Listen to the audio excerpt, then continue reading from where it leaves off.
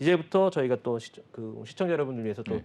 가지고 오신 종목부터 좀 하나하나 좀 보도록 하겠습니다. 자, 첫 번째 종목 어떤 거를 좀 눈여겨봐야 될까요? 조금 지금은 이제 다들 제가 그동안 말씀드렸던 뭐 지난주에 말씀드렸던 포스코 DX도 너무 많이 올랐고요. 좀 조정이 나오고 갈 줄 알았더니 그냥 바로 네, 땡겨버립니다. 바로 올라갔더라고요. 예전에 말씀드렸던 이수페타시스도 너무 많이 올라갔고 지금 좀 안 오른 종목 중에서 그럼 좋은 종목이 없을까 좀 찾아봤는데 최근에 이제 SK 스퀘어라는 종목 이제 좀 생소하실 수도 있는데 주식 뭐 이렇게 요즘에 오른 적이 없었으니까 크게 회자가 잘 안 됐던 종목인데 예전에 한번 회자가 많이 됐었죠. 2021년 11월 29일 요때 이제 SK와 주 SK랑 인적 분할을 했습니다.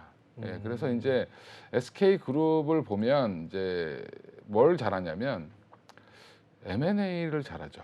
네, 네. 예, 투자를 잘합니다. 네. 원래 이제 SK는 성경 그룹에서 성경 직물이라는 데서 시작을 했고요. 그렇죠. 네. 예. 이게 초대 회장 그다음에 이제 초대 회장이 일찍 죽고 그다음에 이제 48세에 돌아가시고 이제 동생분이 이제 최종현 씨가 이걸 이어받아서 SK 그룹을 어떻게 보면 키웠다라고 보시면 되는데 그분의 아들이 지금 현재 성함이 까먹었는데 최태원 회장이 그분의 아들이다라고 보시면 될 것 같고요.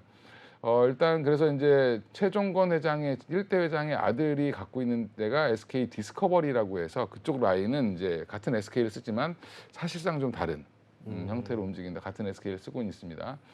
근데 이제 SK 스퀘어 같은 경우는 자회사로 어디 갖고 있냐면 SK 하이닉스를 갖고 있습니다. 호호. 옛날엔 텔레콤이 갖고 있었는데 그렇죠, 그렇죠. 지금은 이제 SK 스퀘어가 갖고 있고요.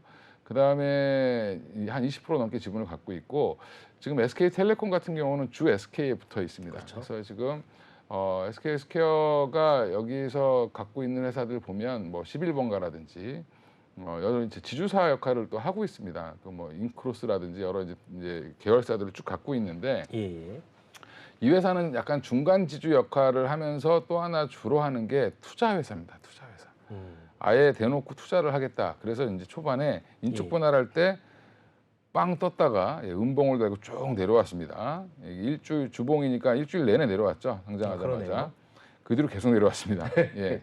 최근 좀 많이 내려간 상태예요. 그리고 이제 작년에 또 워낙 시장이 계속 빠지는 장이었고 그러면 투자해놨던 회사들이 좋을 리가 없겠죠. 그렇죠. 예, 그러니까 주가가 계속 빠졌고요. 그다음에 계열사들의 뭐 이런 지분 평가 이익도 줄고 당연히 배당도 줄었을 거고 이러면 당연히 주가가 빠집니다.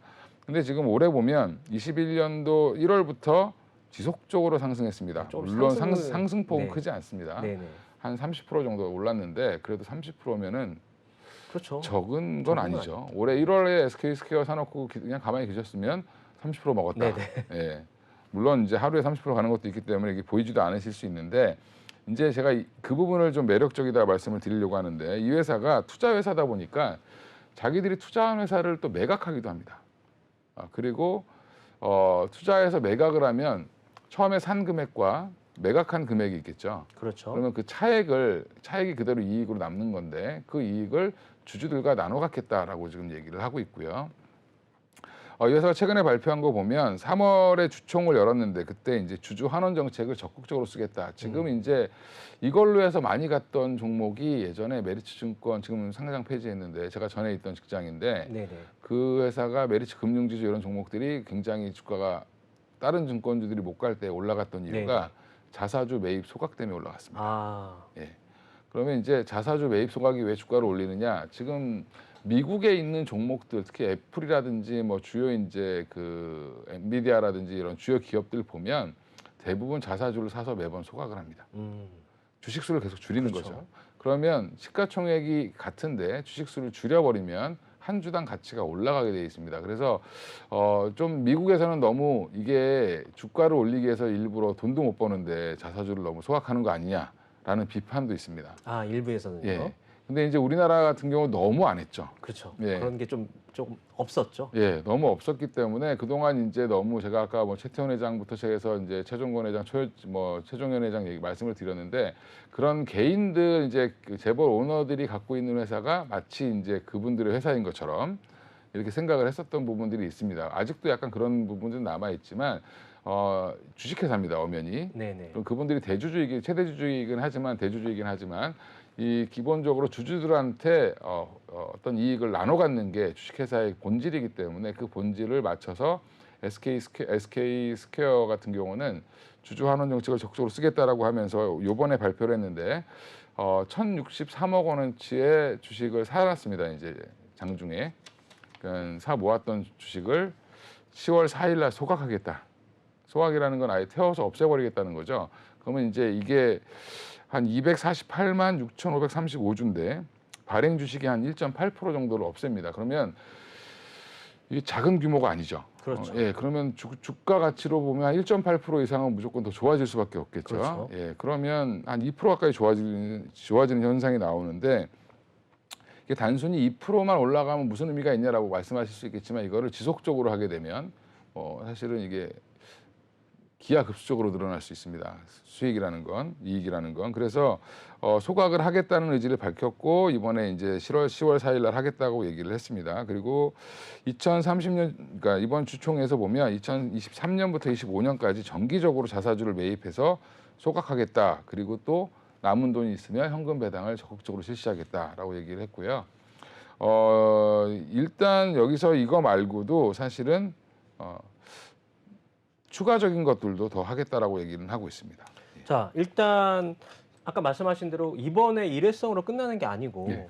지금 2025년까지 정기적으로 자사주를 매입해서 소각하겠다라고 얘기하는 건 투자자들 하여금 아까 말씀하신 대로 그 심리적으로 올라갈 수 있는 기회를 계속 준다는 거고, 그렇죠. 그다음에 또 아까 말씀하신 대로 현금 배당도 계속 실시한다고 했습니다. 그러면 주주하는 규모는 지금 부장님 생각했을 때 어느 정도 규모까지 될지 좀 궁금한데요.